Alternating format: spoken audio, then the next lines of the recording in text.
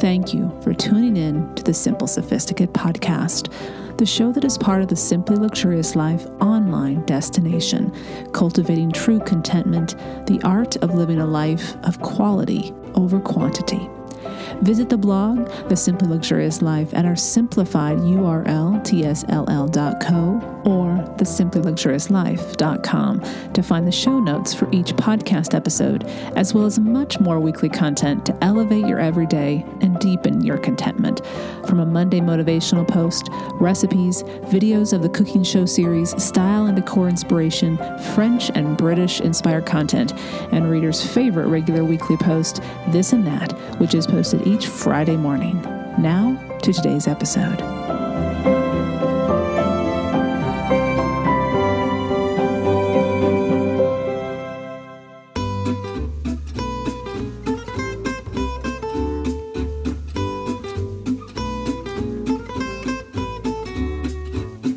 Welcome to the Simple Sophisticate podcast, where intelligent living is paired with signature style. I'm your host, Shannon Ables. And whether you're listening on your commute, exercising, working in the garden, or sitting down with a hot cup of tea or a café au lait, thank you for tuning in. Let's get started.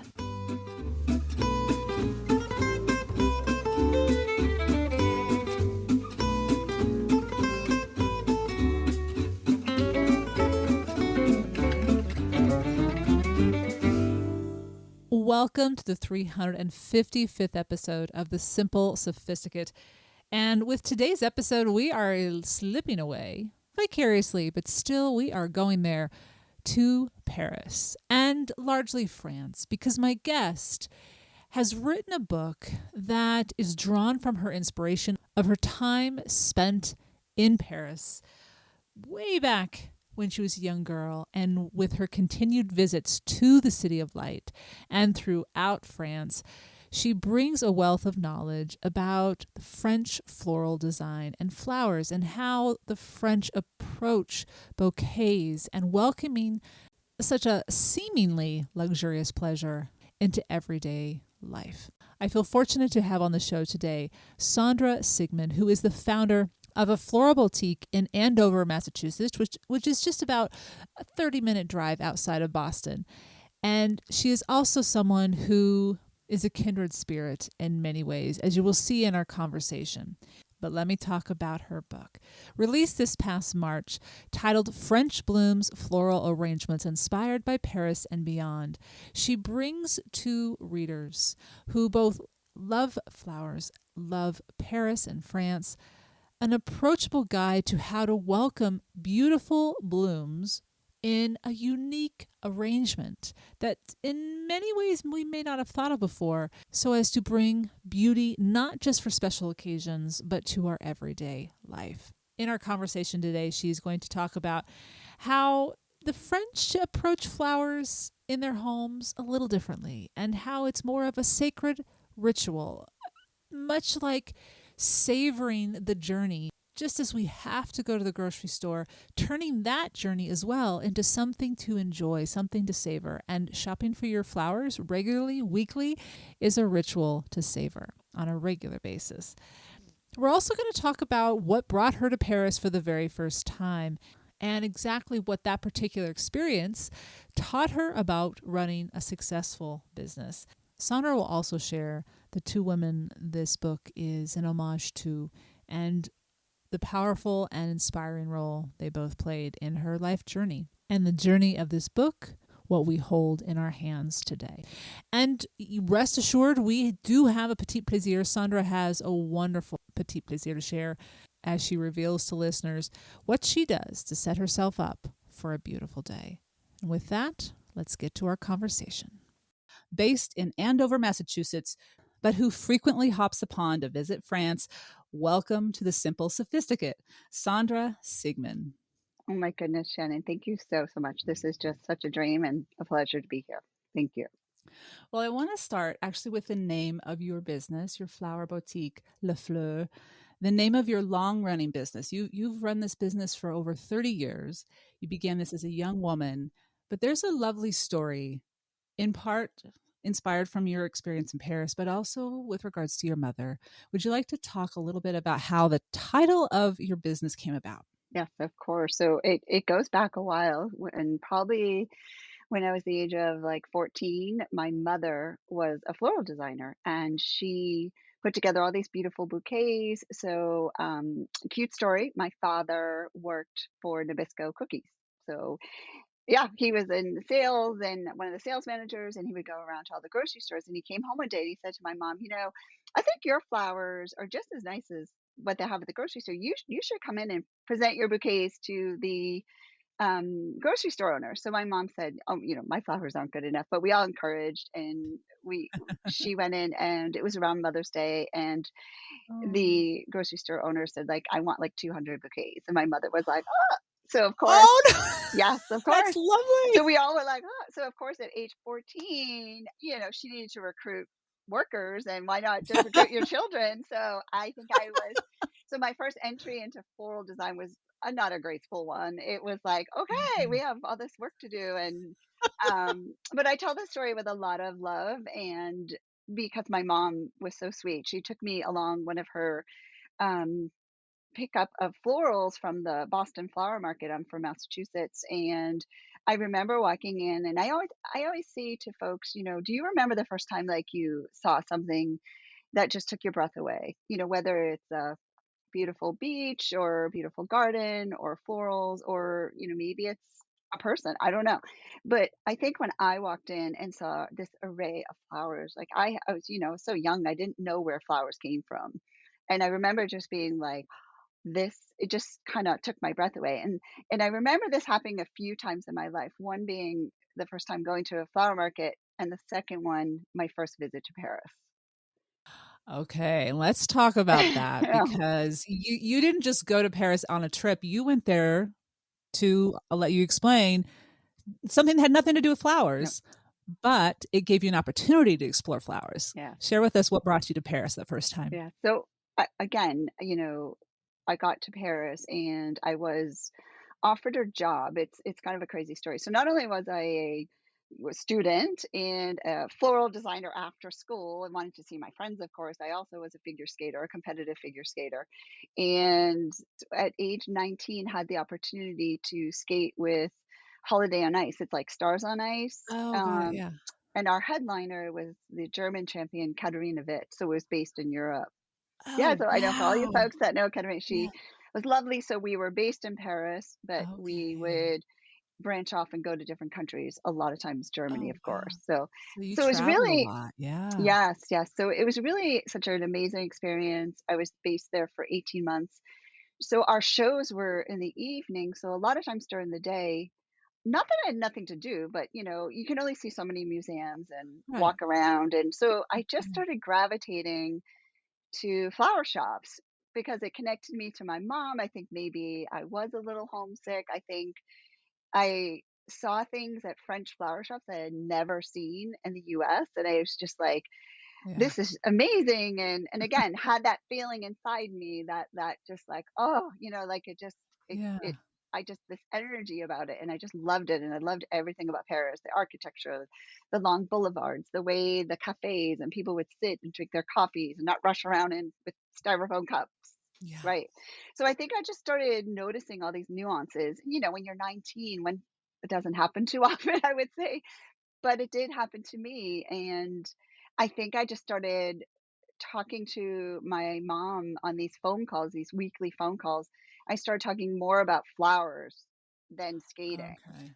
And I thought, huh, I thought like, well, this is what my mom does. But then I noticed I started seeing how the French did things. And, Mhm. for example, in France, I think shopping for your goods for the day or the week is really considered something that's almost sacred. Like you go pick out the most beautiful, baguette, and you take your time picking out the fromage, the cheese, and everything about the process. I just thought was like, wow, this is just so incredibly different.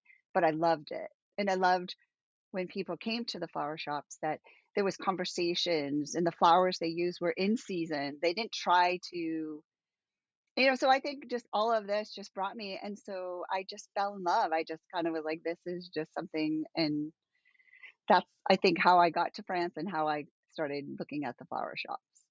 Well, and I love the story that you share in the book that because your curiosity and you just as you just said, something spoke to you very innately, very sincerely. You started to poke around in some of these floral shops and you started to work at one. I did. I mean, I think that, that it takes courage, but it also, I mean, maybe it's a little bit of ignorance is bliss. You just, I'm curious, teach me more. And you just kind of tell yeah, us a little bit yeah. about that experience. Yeah. Well, I mean, anybody who either works at a flower shop, owns a flower shop, or any kind of business, I mean, free help is free help, right? So I was willing to sweep the floor, clean buckets, I whatever. love it. I just was excited. I had enthusiasm. I think they just were like, oh, okay. And then I kind of used the excuse that my French was really bad, that I wanted to learn French a little bit more, Okay. and they wanted Okay. to learn English a little bit more. And we joked Oh, how we spoke the language of flowers, so love it. think, I love it. yeah, so I think Me- I just kind of was like the mascot. I think they just, brought me in, and yeah, so in the beginning it was really, I mean, I was truly doing manual, kind of like Okay. below designer level, Yeah. jobs, but I just loved it, and I just Oh, would find myself there every day. And the flower that's shop I would gravitate to was the one in my neighborhood, and it was called oh, Les Fleurs. it was called the name that you use now in your business. Yes, I love yes, this. I love yes, this. Well, yeah, and you mentioned that the French pick out their flowers like they pick out their cheese, and you alluded to that in your last in just a second ago. And I love that idea of everyday elegance and elevating the everyday. And that I found that too with when I share this idea on my blog that readers were like, oh, I can buy flowers just for me. I can I can bring flowers in just because it's Monday. Talk to me a little bit about the difference as you started to do between the French approach to flowers. yeah. And we don't have to compare so much. It's just let's talk Sure. about the French approach. I love it. I think it speaks to this Oh, idea of yeah. elevating the everyday beautifully. Well, I think you said it eloquently. In France, they don't buy for just occasions like we do here a lot in the States. And, I've owned my shop for 30 years. And yes, a lot of folks still come in for a birthday, anniversary, and traditional occasions in their life. But Yeah. we did notice that folks were in France coming in and just having conversations with us and saying, well, I have this beautiful vase that was passed down from my grandmother that I just, put on my entry table, and her favorite flower was this. And I was like, wow, they're actually having conversations with the customer, not like grab and go and what's Right. in your cooler and what's quick. And I Right. yeah, and also flower prices in France, because a lot of it comes from Holland, was also more affordable. Okay. So So I that think makes a I difference. because they really do, in season flowers are important, that they don't try to get peonies in December, that they use what is available and what is seasonal. And I was like, wow, this is amazing. And the other thing too is I love how the French put their bouquets together, and it's very simple and elegant.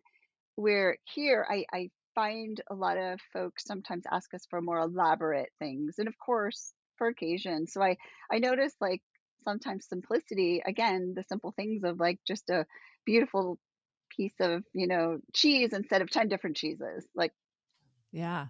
yeah. Well, and So, you spoke. I was reading an interview you gave, and I want to talk about this real quick because you talk about not having elaborate, not that, but your bouquets are still. Oh my gosh, they're amazing, and you walk through people through it with recipes in your book on how to put certain flowers and then what container to use, literally telling them what pieces to put together and how to do it. But can you talk a little bit about this cover? Because this came about, I think, very serendipitously too. There was another cover that you're going to choose, but you yeah. said, no, no, no, no, this one is it. And there's a lot of pieces to this. Can you walk through the cover of your book and the bouquet and Yeah. the container? Yeah. Yeah. So the container was purchased in France, and it's from my own collection. It's a jardiniere container, and I loved it from day one. And I have filled it along the way for different things. And I filled it for one picture in the book, and it's actually still in the book. It's with tulips and, a little darker colors. And It was beautiful. Don't get me wrong. I loved it. It was lilac and this and that, but it was a little bit more on the darker side.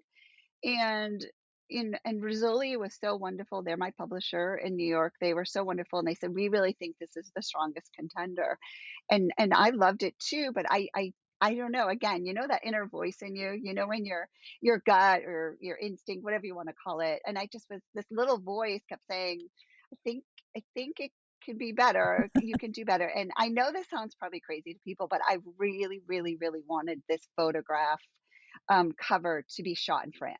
Ah, the And backstory, that makes sense to yeah, me. Okay. so I went to them and said, "Would you give me the opportunity to reshoot Yeah, this?" that's awesome. And they, or not reshoot it, but try To again. And I capture, said, and if, yeah. yes, and I said, if this doesn't work out, I will go with the first choice. Okay. I did say that, and they Yeah. said, well, that's fine, but you have 1 week. I was like, all right. So I'll never forget. I'm wrapping the jardiniere. I'm stuffing it in my suitcase, and everyone's like, "Whoa, isn't that from France?" I was like, "Yes," and I'm bringing it back to France. This is a good decision. It's a very inviting Yeah, cover. I mean, yeah. you talk a lot about containers in here. Thank you for this, by the way, because this is something I know I'm very much lacking, but I appreciate the artistry, but also the treasure hunt that takes place to find these. Would you walk us through a little bit about how you look for a particular container or what draws your eye and you say, yep, that's going to be for this particular bouquet?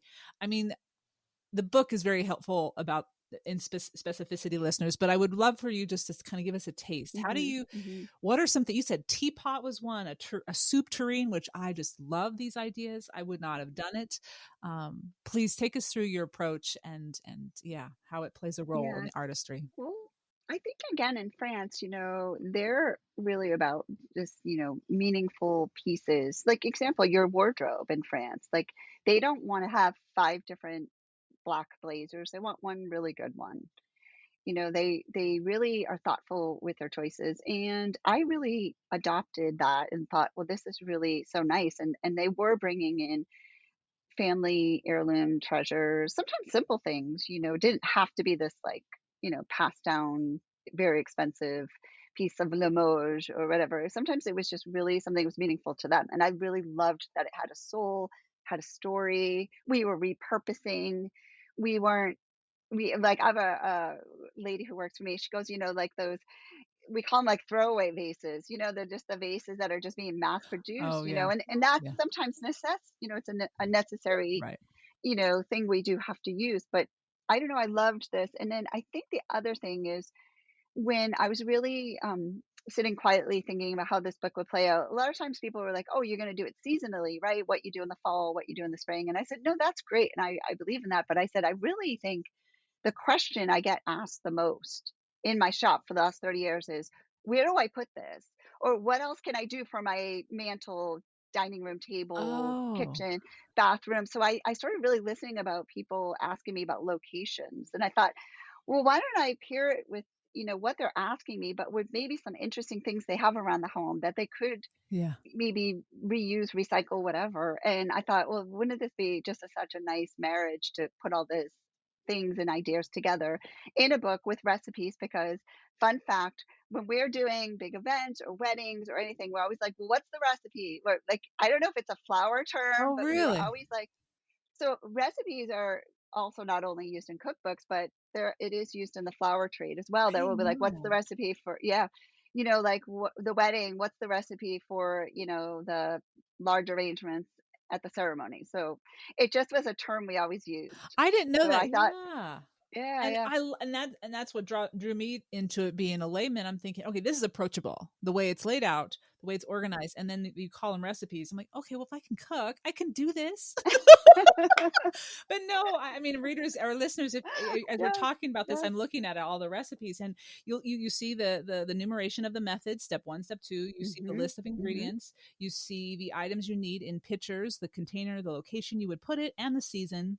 I mean, this is just like a cookbook. And then she has the pairing with a beautiful photography. So yeah, Hmm. this is a unique approach to a floral book in that regard specifically, but all sorts of other things as well. But this is what really caught my eye as being unique. And really helpful, as you just Oh, said. thank you. How do I bring them in? And I didn't even think about where to put them, because then you also have that in the book.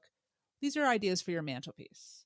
These are ideas for your dinner. These are, and my Yeah. favorite, the side table, because that's what I'm always doing. Yeah. It's like with the side table and by my bedroom, by my reading Yeah. nook, things Yeah. like that. Yeah. But Yeah. no, I love this approach. It was a fantastic Thank you. idea.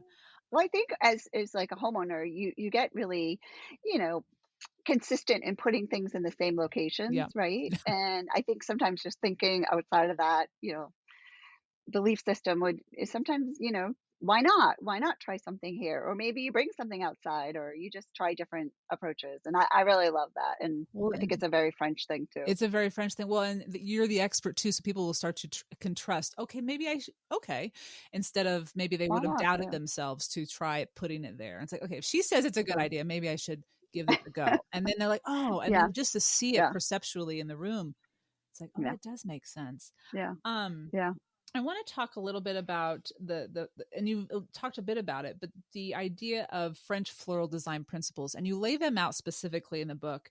But what I really appreciated, because I've always been one of those people that take the baby's breath out, take this, I don't like the filler. I've always said, take the filler out.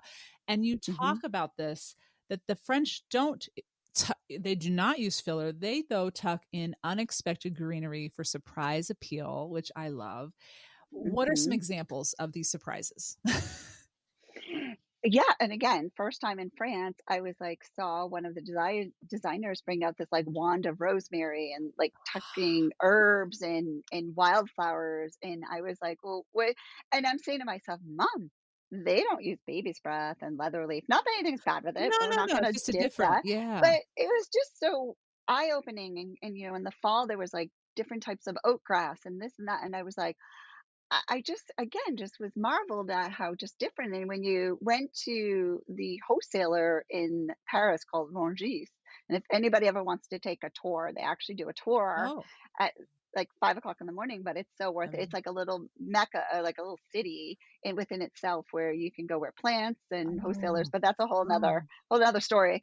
But back again, they have actually one vendor at Rungis, and his sole product is greenery and little different types of greenery and types of fern. And I've never seen so many types of fern. I've never seen so many types of grasses, herbs, like, and these are all things that are medicinal. They're have meaning behind them. And I just thought they smell amazing. And I just was like, this is for me life changing.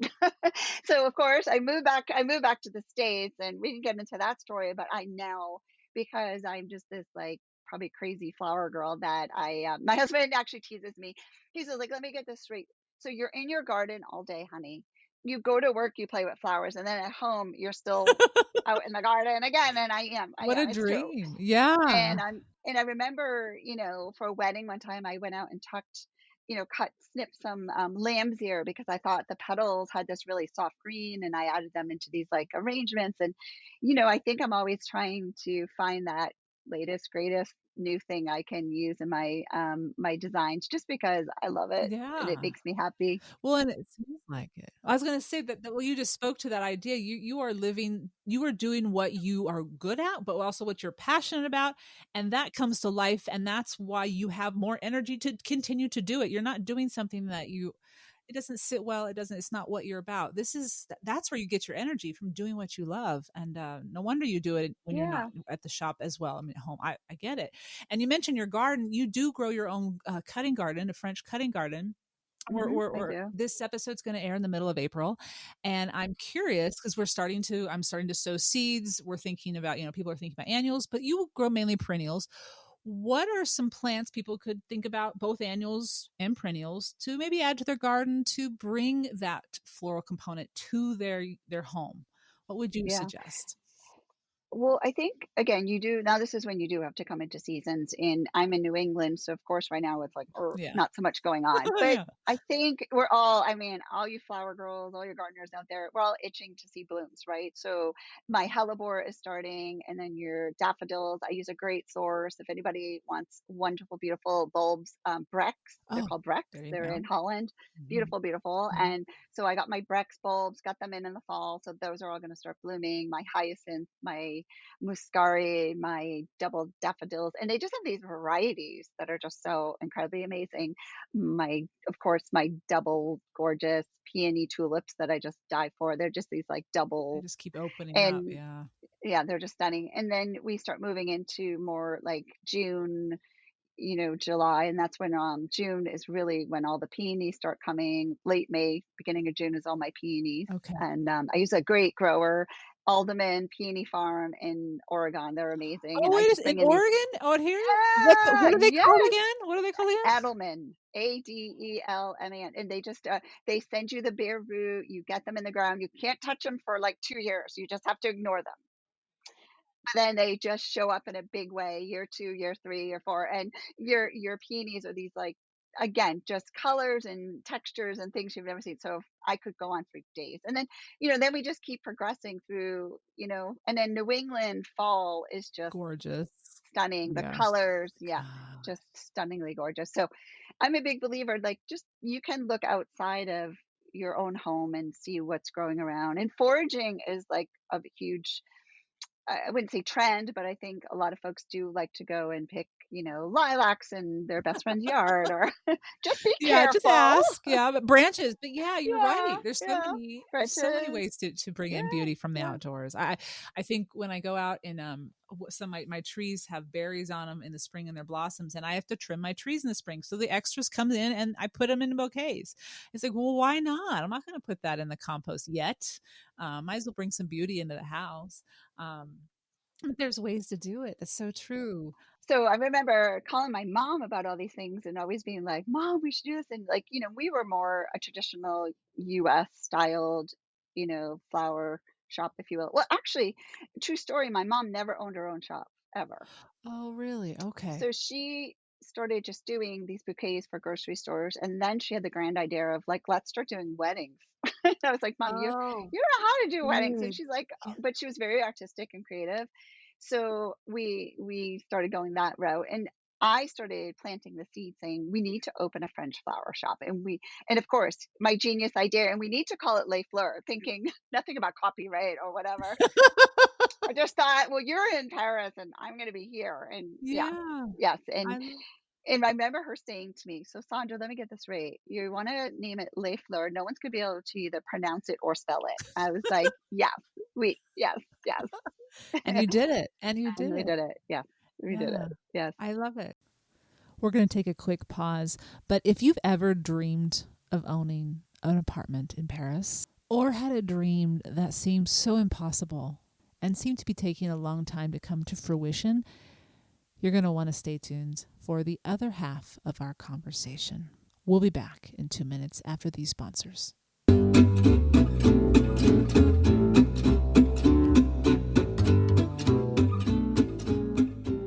Support for today's episode comes from Honeylove. The reviews are in. Honeylove came out on top for the best wedding day shapewear. With wedding day upon us, this is the ad you've been waiting for. Whether you're a bride, a guest, or looking for an everyday fit, Honeylove is your go-to for all things shapewear. Honeylove has revolutionized compression technology so you no longer have to feel like you're suffocating while wearing effective shapewear. And you'll immediately feel and see the difference. So for Simple Sophisticate listeners, we have an exclusive offer. Get 20% off your entire order with the code SIMPLE at honeylove.com. Support this show and check them out at honeylove.com.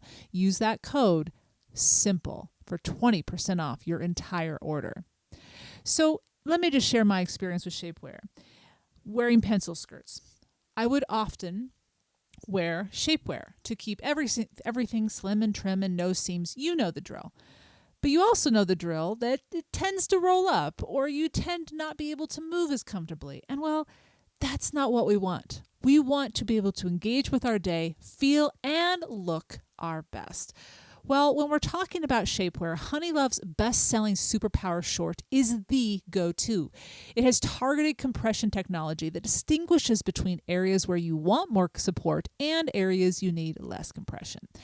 Their Signature X targets and sculpts your midsection without squeezing your natural curves. It's designed to work with your body, not against it. The Superpower Short is helping ladies everywhere sculpt and smooth from stomach to thigh by offering just the perfect amount of compression. You won't have to worry about it rolling down, which is unheard of in shapewear, thanks to flexible boning that's hidden in the side seams.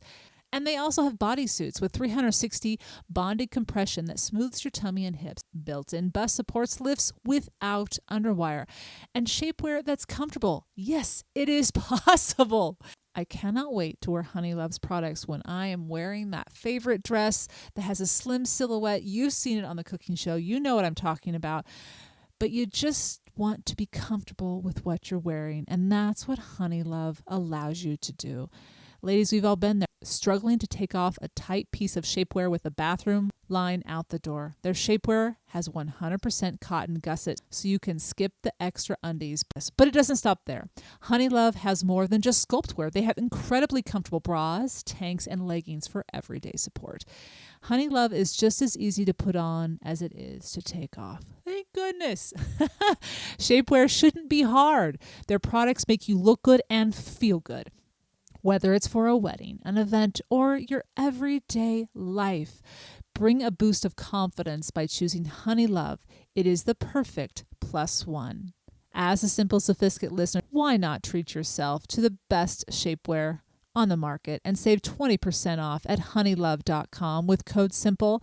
That's honeylove, HONEYLOVE.com, and use the promo code SIMPLE at honeylove.com. for 20% off your entire order. The Simple Sophisticate is also sponsored by Bombas. Bombas makes getting active more comfortable with socks that support your sport, breathable t-shirts that keep you from overheating, and underwear made to move with you. Are you ready to get active? Well, think Bombas, the better basics that take sweat-wicking, blister-preventing, friction-free movement seriously. I wear my Bombas socks every single day. We go on so many walks, my pups and I, that I give them a workout. I give the socks a workout, and they hold up. My feet are always comfortable. They've stood the test of time and are in great quality after a couple years of great use.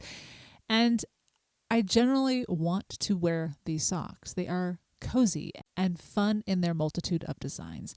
Socks, underwear, and t-shirts are the number 1, 2, and 3 most requested items in homeless shelters. That's why for every comfy item you purchase, Bombas donates another comfy item to someone experiencing homelessness. Performance socks are made with technically advanced features like proprietary Hex Tech, which incorporates sweat-wicking yarns, supportive strategic zone cushioning, and built-in ventilation to increase airflow. Bombas are a gym bag staple that are made to last, and if they experience any wear and tear, Bombas will replace them for life. Yes, you heard that right, for life. Go head to toe Bombas in lightweight t-shirts designed to feel cool against your skin, underwear so airy and breathable you may forget you're wearing any, and socks designed to make every workout more comfortable. No matter how you like to get active, Bombas has something for you. Gripper socks help you stay balanced in Pilates and bar. Left-right foot contoured running socks give you a perfect fit that won't slide in your shoe. And merino wool golf socks keep you comfy and supported all day while on the course. Bombas 100% happiness guarantee means you're covered for life. Reach out anytime to their happiness team for easy returns, exchanges, or replacements. As a Simple Sophisticate listener, go to bombas.com/sophisticate and use promo code sophisticate for 20% off your first purchase. That's Bombas, BOMBAS.com/sophisticate. And be sure to use the promo code sophisticate at checkout.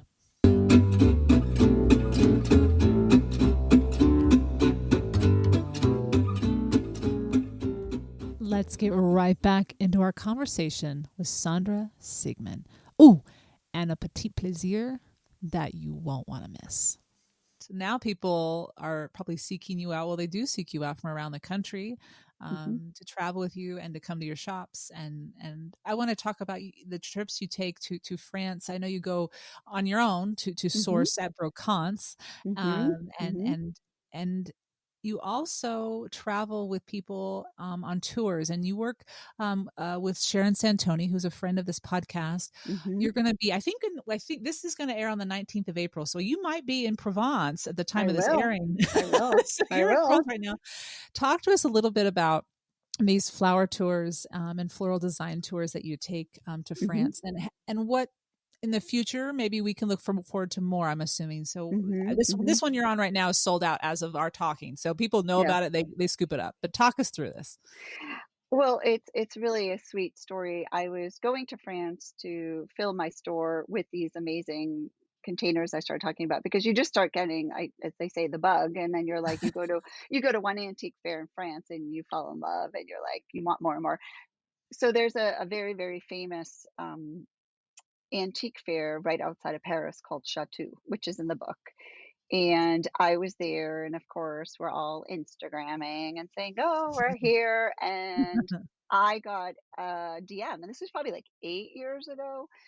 I got a DM from a friend who says, "Oh, Sandra, I'm here too." And I was like, "Oh, great, good for you." She's like, "No, no, I'm in like Chateau." And I was I'm like, here. "Excuse?" Yeah, and I was like, "What?" And I hadn't seen this friend in like 20 years. We were Oh in wow. college, so I said, "What are you doing in Paris at this antique fair?" Yeah. I just couldn't get my arms around it. And she said, "Well, I'm here with Sharon Santoni. Do you know who she is?" And I was like, "Of course I do, you know." And for those folks who don't know her, Shannon and I know her well, and she is Mhm. just an amazing woman, lives in Normandy, married to a Frenchman, and writes the blog My French Country Home, and has written books as well.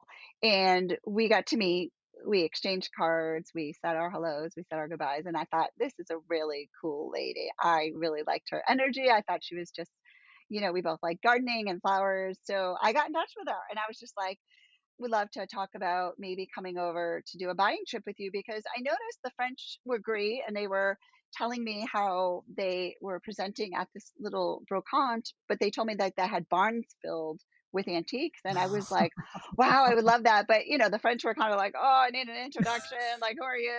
Us Americans were like, Right. yeah, Yeah. come over. The Um, middle person to kind of Com yeah. Yeah, so she was really a good person or ally for me to be like, well, how do I, source out more things? Because when I am there, I'm there for a very short period. I wish I could go over for months, but unfortunately with family and businesses. So I just said, I would just really love to come over. So I did, and we Okay. just had the best time together. And we were just like, like just That's wonderful. really, really became really good friends. And she's like, we talked about flowers and this. She's like, we should do this. Like, she's like, I already do these tours, but what if we did like a flower garden, more what you do? And I thought, well, I said I can try. Like, I mean, how many women do I like? What do you think, men, women? Like, what do you think? And she's like, well, it's Right. more, women based, but of course we don't discriminate. Right. Husbands are welcome. And she said, we could do 10 or 12. I still in 2 weeks, I had the tour completely sold out. People were just like, I think as women, it's the type of tour you wanna do, but, like, you never have time for it, or you never take time to do a tour where it's just really about what your love is or what you like to do. And I think like-minded women who love all the things we just spoke about, I think taking time out and taking some joy in doing something that's gonna fill you up, you're just gonna be a better all around for your family, for your friends. So we encourage this so much, and I think everyone can use a trip to France. And Gosh, yes. And Provence yeah, too. I love it. No, yeah, I think yeah. it's fantastic. Congratulations on the Thank success of you. it. I went back through the different ones. You've done this quite a few years. Yeah, Obviously had yeah. a pause during the pandemic, but now we're Hmm. kicking back up again. So I'm excited to see. I'm sure there will be, I'm assuming there will be more tours on the calendar soon. Are you thinking about adding more so that people can be on a newsletter and be alerted or Yeah, something? yes, of course. And it's cute because I probably get at least 2 or 3 emails, a week. When's your next tour? And it does get busy because France is amazing, but we're both have busy lives, busy schedules. So we try to, really be thoughtful in the time of year. So yeah, we're planning this one, and then we will next year, hopefully. So I always say, just check back our website, keep Yeah. checking. Yeah. Okay. So And her website, everyone, is Les Fleurs, the name of her shop, LESFLEURS.com. So, and I will put that on the show notes, everyone. Don't worry. Don't worry. It's all there. I'll find it for you. Um, you talk about that. Yeah, I know you and Sharon both have full-time businesses and yeah. lives outside of those tours. I want to talk about this because a lot of listeners are either curious about pursuing their passion or are doing their own thing right now, and you Mhm. are clearly successful in your business. It's been over 30 years. um, I would love for you to share some of the most powerful lessons you've learned along the way, or would offer to anyone who's considering to dare to step toward their passion. Yeah. Well, I think my story from day one has been a little different than I wanted it to be. And what I mean by that is when I came back home, my mom and I did start building the framework for starting Les Fleurs. And we opened in 1989 when I was 23 years old. And it was my mother and I were going to do it together. We were going to open this business together. And unfortunately, my mother had breast cancer and died a month after we opened That's suddenly.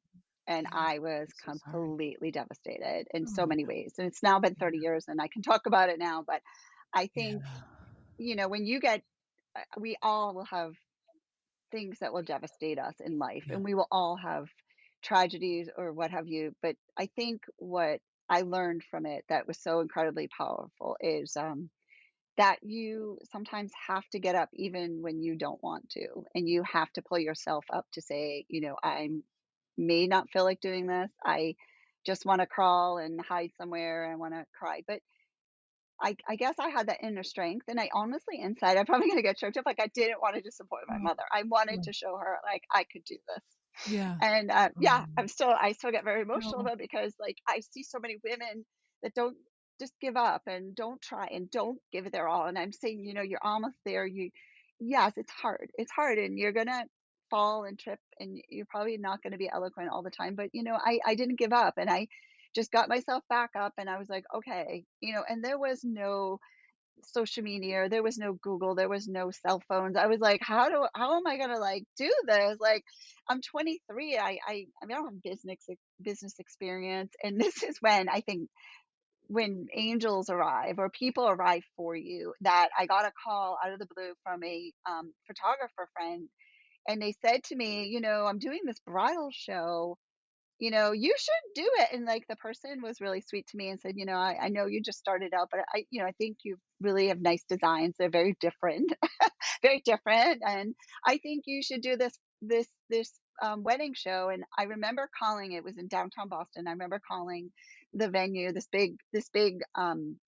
was like a huge hotel. And I remember calling them, and they said, my the event's in like a couple of weeks. And I said, oh, okay, well, if there's any ever cancellations. And I literally got a call the next day saying there'd been a cancellation, Wow. and would I like to Wow. take that person's space. And again, I think things show up in your life, and I think that God or the universe or whatever was like, Universe. give this girl a little break, because I was out of, I didn't know what to do at this Right. point. Right. And I said, okay, I'm gonna do the bouquets just like I learned in Paris and what my mother taught me.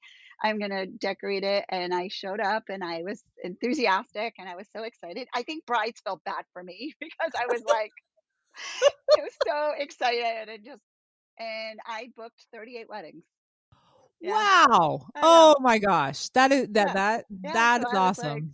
So I You was like, put yourself out oh, there. Yeah. I did. Oh, I was frightened, and yeah, I was frightened. I was like this, but I think I was like, my figure skating came in really handy, and I'll tell you why.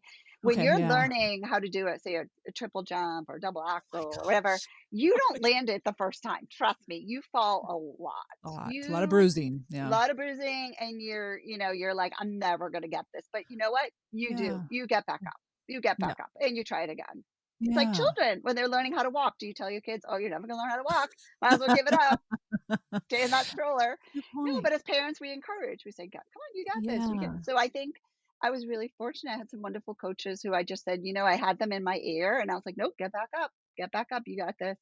And there's been so many bumps and things along the way, but I just have I don't know, maybe it's an inner strength, maybe it's just Your mom something about me, my mom. Yeah, I think with you.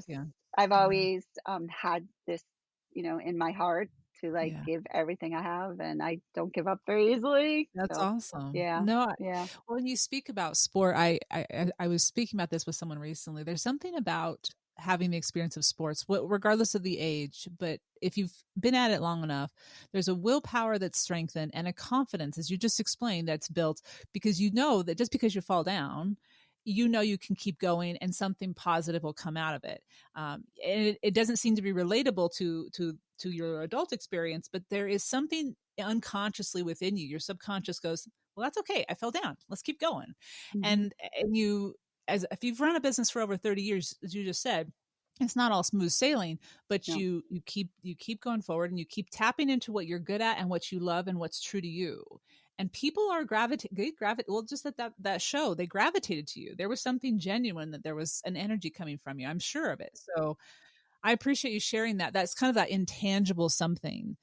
You have to step forward without knowing how it's going to be. But if you believe in it, if there's something that speaks to you, and you brought this unique experience of having been in Paris, working in a flower shop and seeing something, as you said, most people wouldn't have seen that. And that's, their eyes were drawn to it. It's a beautiful story. Thank you for sharing all of that with us. And as you said, your shop is an homage to your mother. Yeah, I know yeah. she's very, very, very proud. I always say she's looking down on me. Absolutely. Absolutely. Um, I want to talk a little bit about a little thing you just briefly mentioned in your book, but I know that people are going to be excited for you and with you as you do this. And I'm excited to see what happens with it. So what I'm Thank you. talking about, so she barely briefly mentions this in her introduction. She shares that after 30 years, her and her husband and many hours of paperwork, they now own an apartment in the sixth arrondissement in Paris. This just happened the last 6 or 7 months, and I want you just to explain your hopes, what this means to you, and what you're excited about. Yeah, well, that's another amazing, crazy story. So I think my poor husband has heard me talk about France. So when I did leave France when I was in my early 20s, I remember leaving and literally leaving in a car, driving to the airport. And I remember just looking back and saying, this cannot be the last time I ever live here again.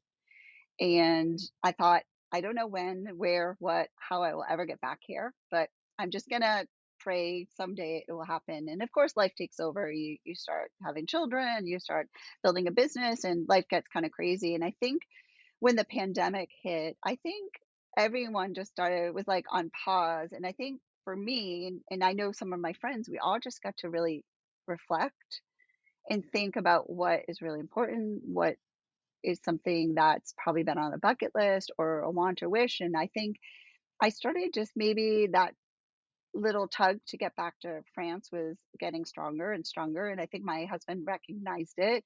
And we got a call from a realtor because I was always keeping in touch with realtors. Like, Oh, okay. I was going to ask you how this yeah, came yeah, about. yeah. Okay, that's how you do it. Okay, I love Yeah, it. and I got a call from a realtor who was kind of a referral from someone, and I just said, he called me and he said, people are not really moving back to the city just yet. If you guys are still interested, there are some apartments. And he's like, and I know you really like this one area. And I was like, yeah. And he was really funny. He's like, would you by chance look at another arrondissement? And I was like, well, I really love the left bank. I love that area. It's just so charming. And Yeah. it's just what I knew. And I was also had this like one street I really loved. And he's like, oh, let me get rid of this street. You have an arrondissement, but also a street you really like. I was like, yeah. So of course we fly over. My husband is really a sweetest man, and he says, "Well, why don't we just fly over for the weekend? We'll just, explore and see what's available." And I said, "Okay."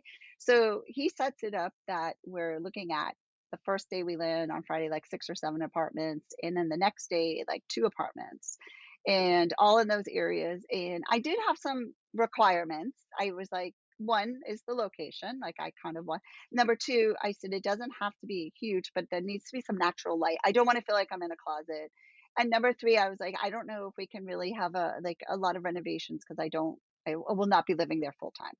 And so I mean, that was about loosely where we were at. So when we looked at the apartments, none of them fit that criteria. And that was Oh like a no. little, I know, it's Yeah. a little bit like, Yeah. okay. And I'm hearing from friends and other people that like this could take years or this could take a long time, like any of us who've tried to Right. purchase Yeah. property anywhere, Yeah. even Yeah. in the States. Yeah. That's So true. the next morning, my husband woke me up and he nudged me, and of course, total jet lag. And he's like, honey, what about this apartment? It's in that area you like. And I was like, what? Where are you finding apartments? Where? Like, Yeah. yeah. And in France, they do it differently. It's by the agency. Every agency in Paris lists what they have for offerings. So you may never know like what another agency might have. They don't have this big MSL listing, MLS. Okay, I was gonna ask. MLS Okay, listing. They don't gotcha. have that. It's just a little different in France. So we sent it over. I mean, we're talking like 8 o'clock in the morning. We sent it over to our real estate agent, and he said that just went on the market Oh, wow. on And Friday. so, That Friday when we were. oh, So now it's Saturday morning, and we said, "Oh my goodness, can we go see it? We're only here for the weekend." He said, "No, no, no, no one's going to show it to you. It's a Saturday. It's last minute. I barely could get the other two right. for I you." remember And reading about this. Okay. yeah, so I was like, so I was like, "Please, can you try?" And so he sends it over to the real estate agent, and she was lovely, and she said, "I can do it right now because I have to go babysit my French grandchildren." So of course we said, "Okay." So I'm throwing on clothes. We're rushing around. We're like, we get into the Uber. We're racing over, and I look up and I said, "Oh my goodness, honey, it's the street. It was my street." Oh, no way. And I had like goosebumps, and I was like, "It's my Serendipity. Oh my god. I know. And so my husband's like, "Oh, we don't stand a chance here." So We will be yeah. owning a part. Yeah, That so is we walk beautiful. upstairs and it's like 8 huge balcony, light pouring in, everything. And I was just like, and when you have that again, that just like that feeling and you're just Yeah, like, and it was yeah. I hate to say it, but it was a hell yes. And I said to my husband, "I'll sweep the floors, I'll do whatever it takes." And he was like, "Oh, okay." And so That's a beautiful story.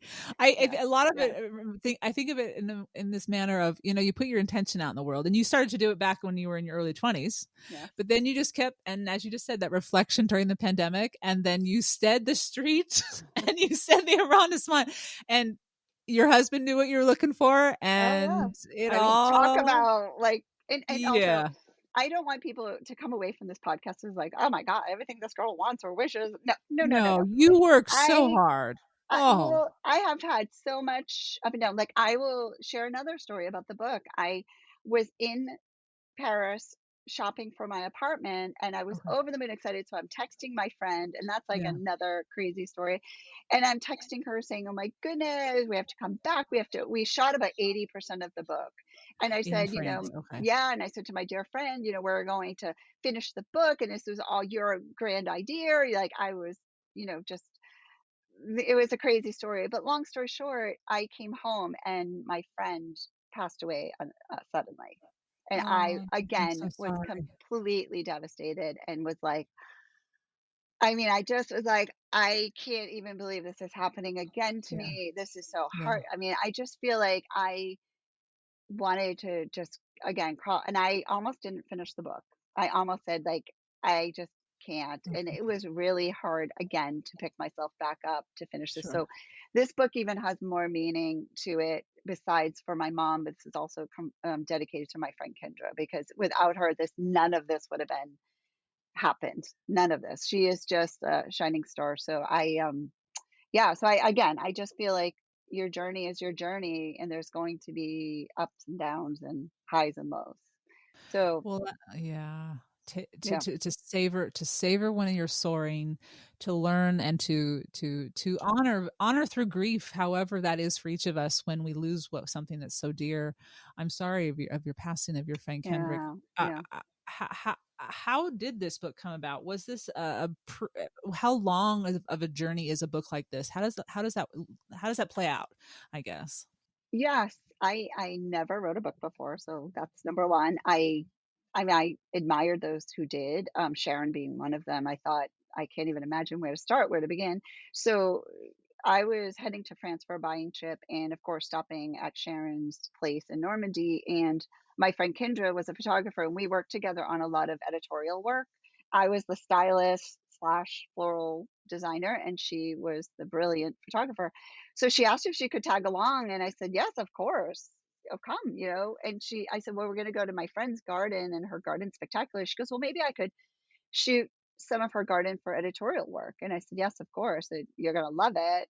And then I said, "Well, I'm going to be just, playing with flowers and doing things." And she said, I said to her, "Would you mind just sharing a few for my website?" And she said, Good idea. "Sure." Yeah, yeah. So she said, "Sure." So of course, then we head back to Paris, and I'm dragging her to every flower shop, every garden, every antique fair.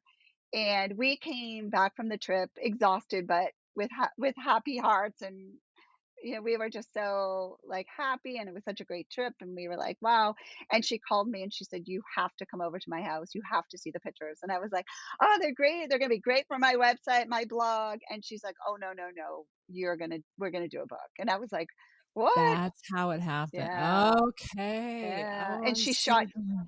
Shannon, she shot 10,000 pictures. Oh my Yeah. goodness. Yeah. Oh, I didn't realize this. Yeah. So Oh, I it's was like, oh beautiful. my God. Yeah. Yeah. The So genesis of this. Okay. Well, no, the yeah. photography is stunning in here. She's just so we laughed. So what we did is we just did the shooting in Paris, and then I'd say a few months later COVID hit.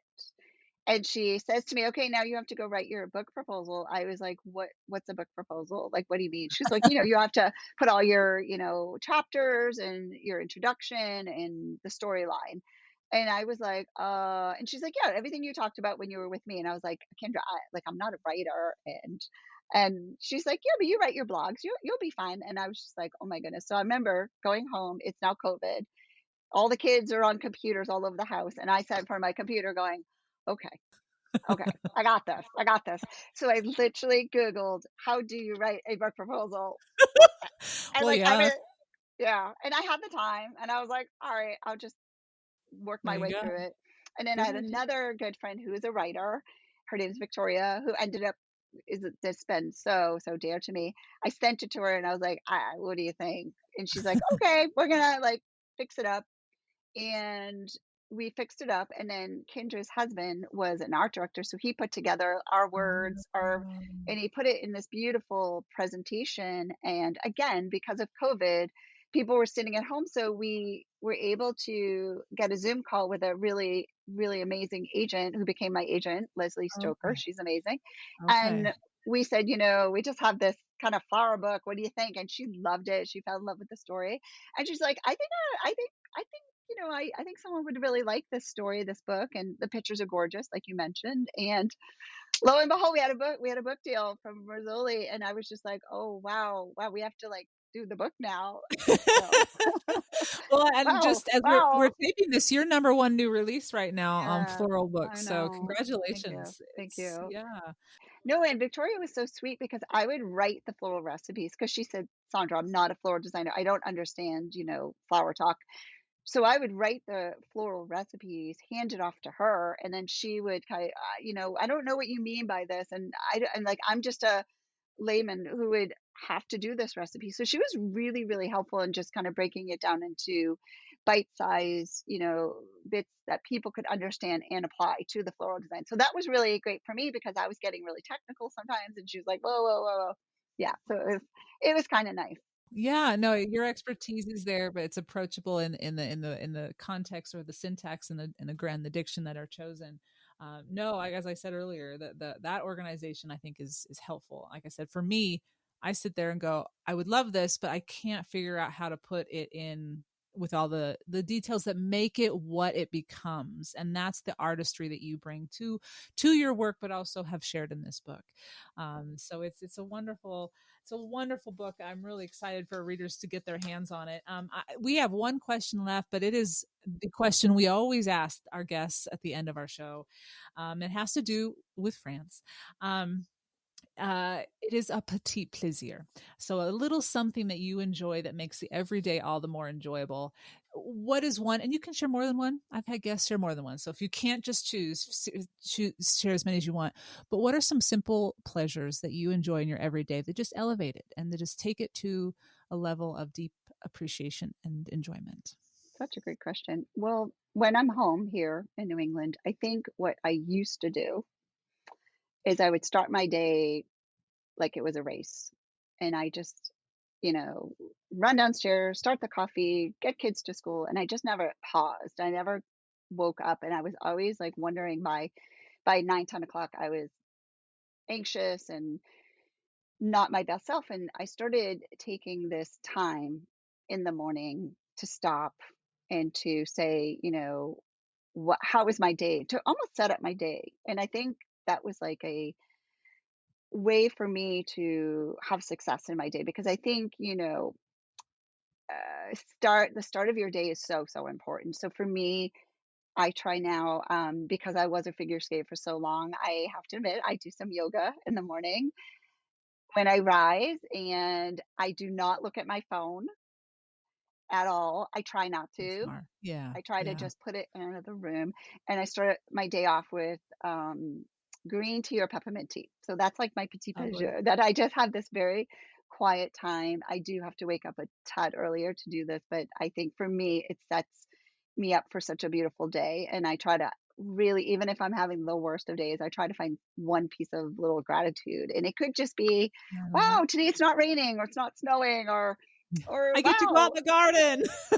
Yeah. Exactly, and maybe it sounds really, really simple, but That's I it. I have this is something that just is now part of my morning routine that brings me so, so much joy. I think you've exemplified beautifully the idea of how simple is the key to having great enjoyment in the every day, because that's what we have. We have our days. Literally, Yeah. that's what we have every day. So I really appreciate your example. Thank you very much for sharing that. Oh, Listeners, Sandra Sigman's new book is French Blooms, Floral Arrangements Inspired by Paris and Beyond.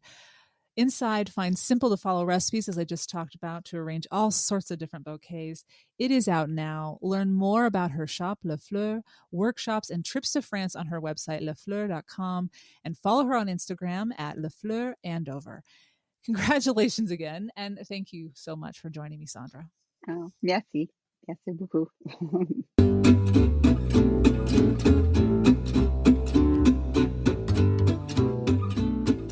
I want to extend my gratitude again to Sandra for taking the time to talk about her book and share even more backstory of this journey of how this book came to be, and also her love for the French culture and how she brought it into her everyday life. As I mentioned during our conversation, right now, as of the airing of this episode, Sandra is in Provence with Sharon Santoni. So be sure to follow her on Instagram to get glimpses of Paris as well as Provence. You can follow her on two different accounts, Les Fleurs, Lesfleurs, Andover. I specifically like following her on her Les Fleurs via Sandra, so LesFleursViaSandra, a little bit more personal images and captures, and she shares beautiful photography.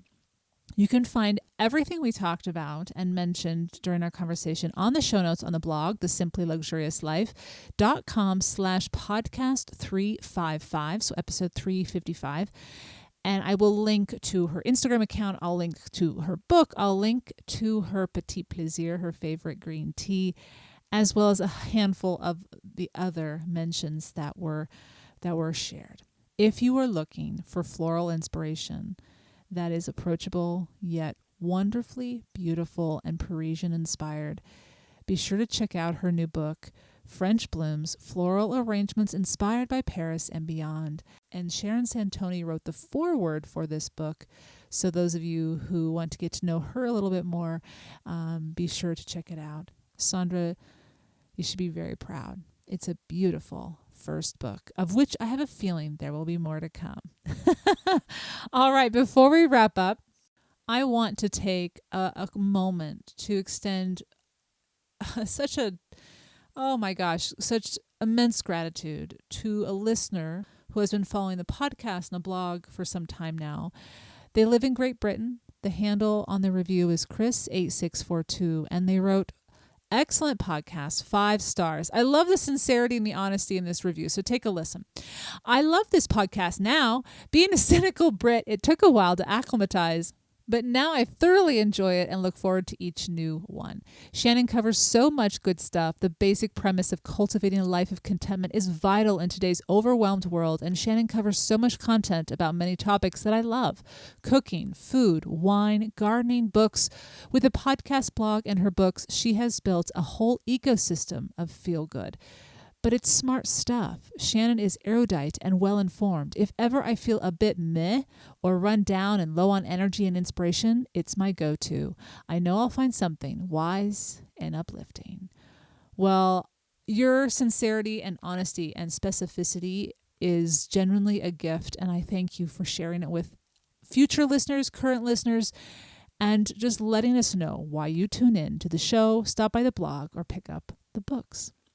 Wishing you all a wonderful rest of your week and beautiful rest of the month of April. I'll be back with a brand new episode on Wednesday, May 3rd. It is Francophile focused again. And here's some exciting news. In May, there are 3 new episodes. Why? Because British Week falls in May. And so we have our first week, our third week, and the fourth week is British Week. So we'll have 3 new podcast episodes. Excited to bring them all to you, and I thank you for tuning in today. Bonjour.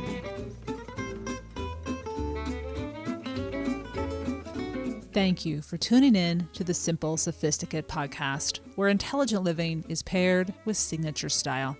For more ideas and inspiration throughout the week, visit the blog, The Simply Luxurious Life, with the shortened URL tsll.co or thesimplyluxuriouslife.com. For more in-depth exploration of how to cultivate your own unique, simply luxurious life, pick up my new book, which became both a bestseller and #1 new release in France Travel, The Road to Le Papillon, Daily Meditations on True Contentment. Available in all 4 formats for your preferred reading or listening. My first book, titled Choosing the Simply Luxurious Life, and my second book, Living the Simply Luxurious Life, are also available in each of the 4 formats. Readers can now join the more intimate The Simply Luxurious Life international community by becoming members of the blog, which offers the benefits of ad-free reading site-wide, unlimited access and exclusive access to content on the blog, such as the monthly A Couple Moments with Shannon video chat, tours of my home Le Papillon, the monthly What Made Me Smile post, and monthly Ponderings post, as well as the exclusive opportunity to enter all of the giveaways during the annual French and British weeks. To stay caught up on all things Simply Luxurious, the podcast, blog post, the cooking show, and receive exclusive news, as well as an extra dose of inspiration to jumpstart each new month, subscribe to the Simply Luxurious Life's free monthly newsletter, arriving on the last day of each month in your inbox.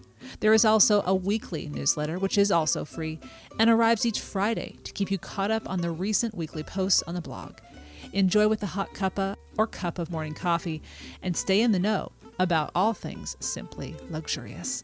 Look for 2 new episodes of this podcast on the first and third Wednesday of each month. And until next time, I'm your host, Shannon Ables. Thank you for tuning in.